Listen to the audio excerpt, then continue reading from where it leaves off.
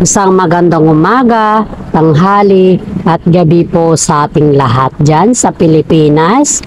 Sa mga subscribers ko po na sumusuporta sa aking content, maraming salamat po sa mga parents po natin, pananay, tatay, lola at lolo, kapatid, kuya, ay maraming salamat sa suporta na binibigay niyo po sa aking content. Lalong-lalo na po sa ating Panginoong may kapal dahil binibigyan po niya tayo ng wisdom, knowledge, and understanding para makabuo po ng aking content or sa ating content ng update sa ating ituloy sa buhay. Mabuhay ka, Panginoon, at salamat din sa pang-araw-araw na binibigay mo sa amin na pagkain at hindi lamang po yan, kundi maraming salamat din po sa binibigay mo sa amin na buhay na kung saan po ay lahat ng problema ay nalulutasan namin dahil po sa iyo. Dahil nananalig po kami sa iyo at yan po ang aking dasal at pasasalamat po. God bless po sa ating lahat.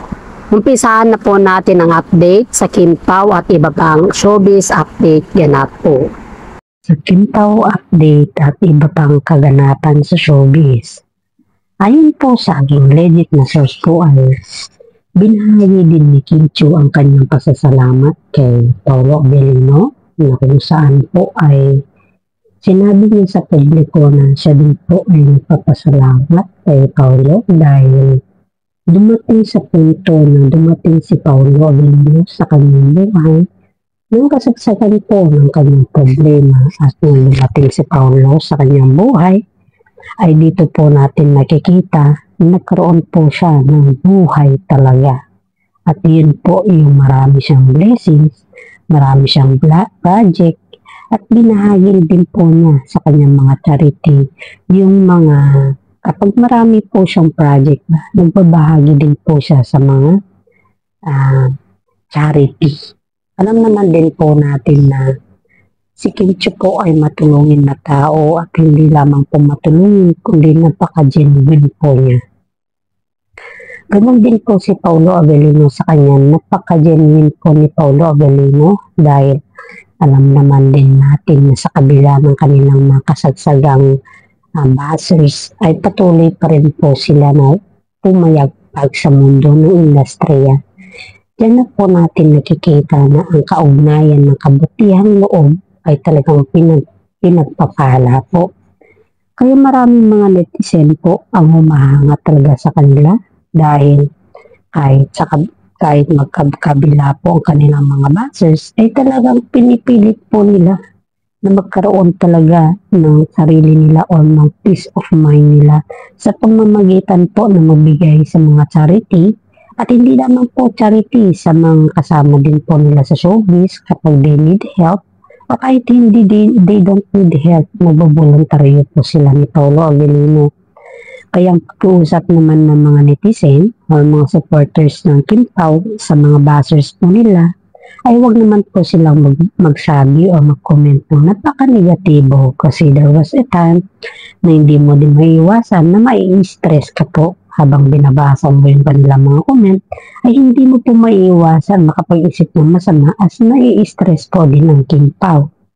Alam naman natin sa social media or sa showbiz na pag kahit ini-ignore mo yan, patuloy pa rin yan na binabasa kahit hindi mo yan binabasa. Mismo ikaw ay Kim Chiu o ikaw ay Paolo, nababasa rin kasi po yan ng mga Kim Pao supporters po. Kaya marami dito sa atin ang nagsasabi na iwas-iwasan po natin ang mag-comment. Hindi lamang po ako, kundi lahat po ng mga Kim Pao supporters at Kim Pao active, solid Kim Pao po. Kaya sana po sa mga bashers po dyan, wag naman po tayo masyado kasi alam naman din natin pag na-stress yung tao, hindi natin po hawak ang utak ng isa't isa sa atin. Kaya yan naman po ang aking pag-uusap. Sana naman po pakingganin mo. Okay, balik po tayo sa Kim Pao.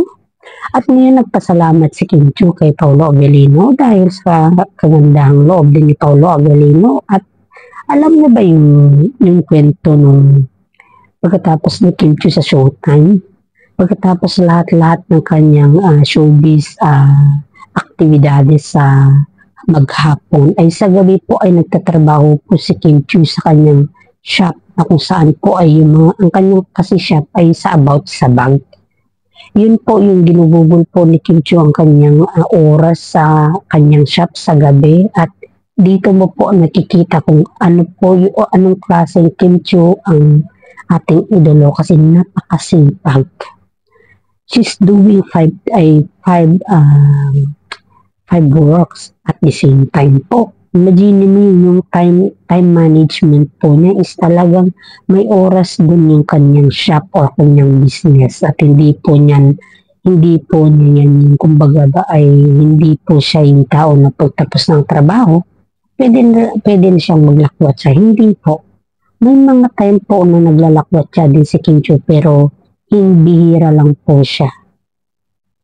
Kasi si Kim Chiu naman po ay marunong naman magdala ng pera, kaya po siya lalong binibless ni Panginoon dahil alam po niya kung saan mapunta yung kanyang pera. Alam niya kung ano yung paano niya i-guide or i-weigh yung kanyang pera.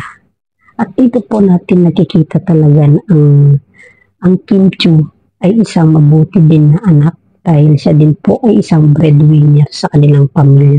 Even though matagal nang namatay yung kanyang mother, ay siya talaga yung tumayo bilang isang nanay at tatay sa kanilang pamilya. Hindi lamang po si Kim Chiu, same with Paolo Avellino po. Kaya nga din po si Paolo ay nagpasalamat din po kay Kim Chiu dahil parehas lang po sila nagkaroon ng maraming blessings nung sila po ay nagtandem, at hindi po natin maipagkaila yan dahil nakikita naman natin at nababasa naman natin sa mga Instagram nila yung ano yung klaseng pasasalamat ng kanilang ginawa, dahil yan po ay patunay na sila po ay may special na po sa kanila.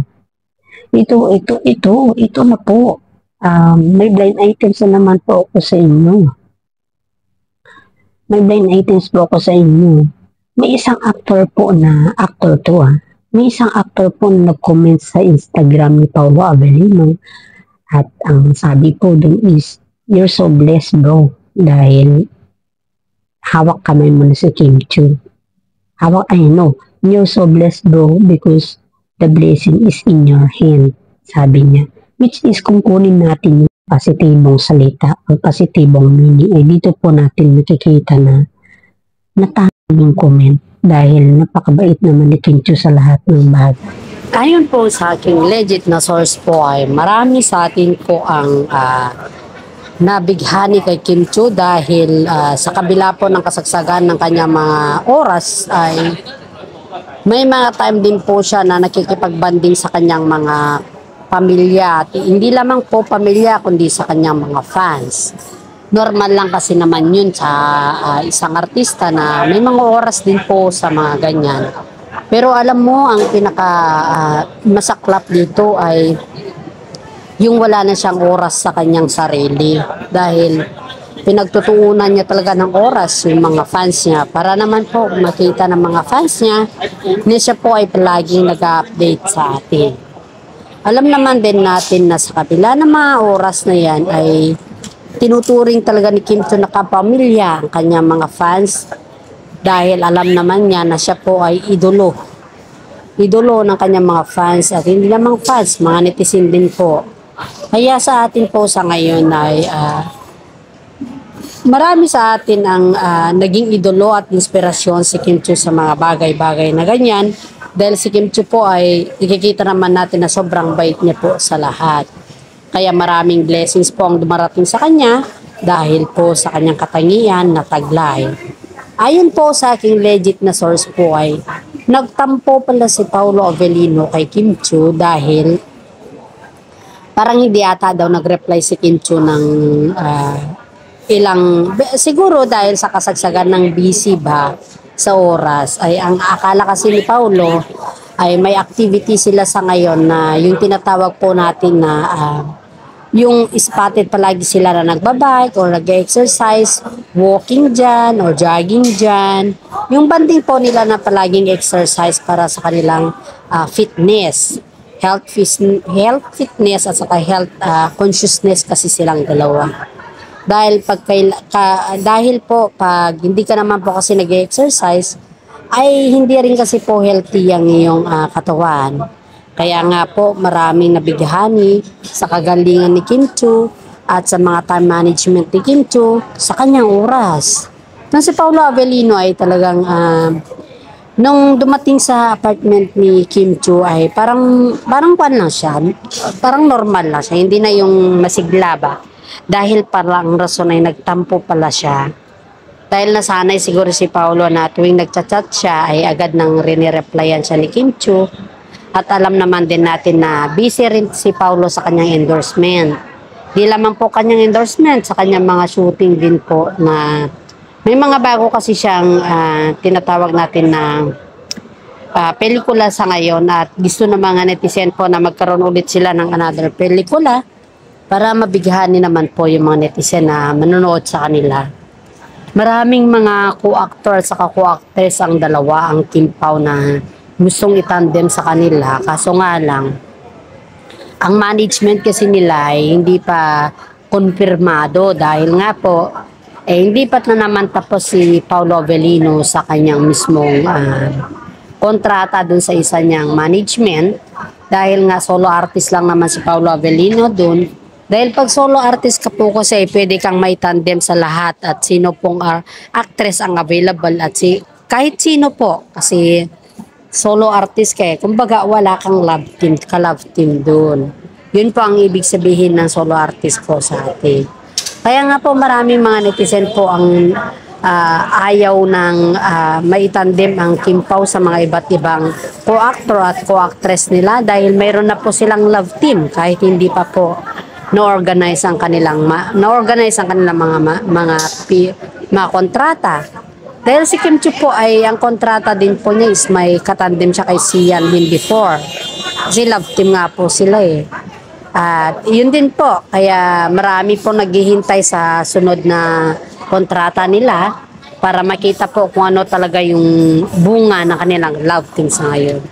At hanggang dito na lang po muna ang aking update at mag-update din po ako sa inyo mamaya. Maraming salamat po at isang like, subscribe, share naman po dyan. Malaking tulong na po yan sa akin. At God bless po sa ating lahat. Ingat po tayo dahil ang baha po sa Pilipinas ay sobra na po. At alam naman po natin yan.